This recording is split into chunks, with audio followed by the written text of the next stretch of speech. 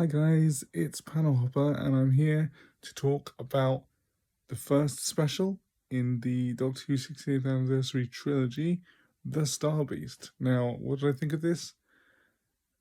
Well, honestly, it makes an awesome first impression. I was speaking to somebody just after I watched it, and I was reminded of how in the recent years of the show, particularly in the last year, during the Jodie Whittaker exit specials, there was a serious pacing issue with most of the episodes, and I don't think this had this here. This really had pace and energy. Um, let's start with the things that I really liked. Having had a lot of concern about David Tennant returning as the 14th Doctor and it being too similar to the 16th. Sorry. Had a lot of concern about the Doctor, David Tennant returning as the Doctor, and the 14th Doctor being too similar to the 10th Doctor. I think that he brought so much energy to the role that it didn't really matter. Like, I was just enjoying seeing him in the role. And I did notice, I felt that I noticed some subtle differences between the 14th Doctor and the 10th Doctor. He certainly had, in this episode, a lot more concern about him, a lot less of a free-spirited nature. I really liked Beep the Meep. Obviously, hardcore Doctor Who fans will know that the Star Beast was originally a Doctor Who comic. I've never read that comic, but so this special was the first introduction to Beep the Meep, and I really liked that character. The puppet work for Beep the Meep is amazing. Miriam Margulies uses a lot of her vocal talent to make it really cute when it needs to be cute, and then not cute when it needs to be not cute.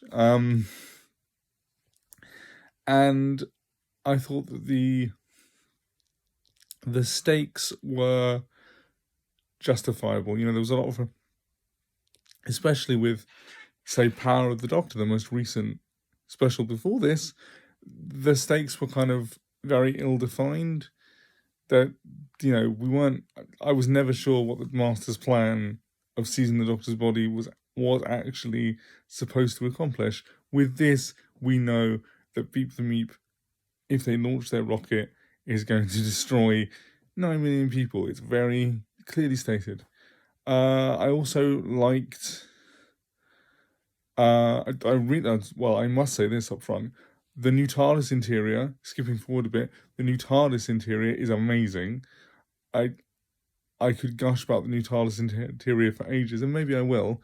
I've wanted the TARDIS interior to be white for a really, really long time, and now it is white. It has color-changing lights in it, clearly, but it is white, and I love white TARDIS interiors because I think it makes the colours in the characters' costumes, particularly the Doctor, who's usually very flamboyantly dressed, stand out more. It's one of the things I like best from the classic era is the colour of the console room, and I think this new console room TARDIS interior matches that colour, so I really like that.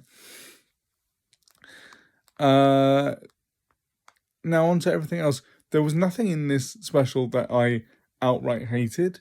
The only things that I thought were maybe slightly weaker were that the way in which Donna's return as herself was handled. So I thought that maybe Donna not being able to remember the Doctor and the risk of her remembering and having her brain melt would be a much bigger thing that we might build up to across all three specials. But here it's handled and kind of dealt with in a good way, a way that I liked, but also a way that's kind of very hand-wavy. So it turns out that because Donna had a child, her daughter, Rose, that the meta-crisis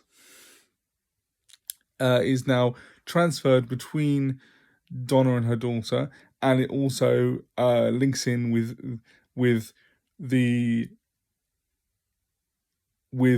daughter's orientation, because the daughter is stated as non-binary. And of course, if you remember from Journey's End, the word that Donna got stuck on that was melting her brain was binary. So he linked that in thematically, which I thought was quite nice. But beyond that bit, which I liked, those thematic elements that I liked, the fact that they could just hand wave it off made me feel a bit not. It's not wrong. It's perfectly fine if you want to bring these characters back, and you need a reason for Donna to be Donna again without her brain melting. This is as good as any. But I just thought that maybe it was a bit anticlimactic, and it might have taken. I thought it might have taken a toll across all 3 episodes, but here it's just sorted and it's fine, so we can move forward, which I think is good overall.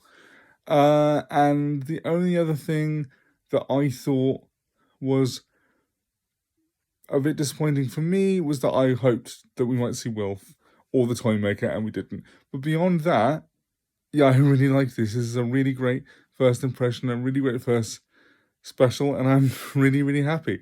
So that's how I feel about 60th anniversary special 1, The Star Beast.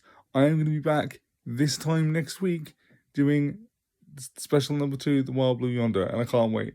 Okay, thanks guys, bye.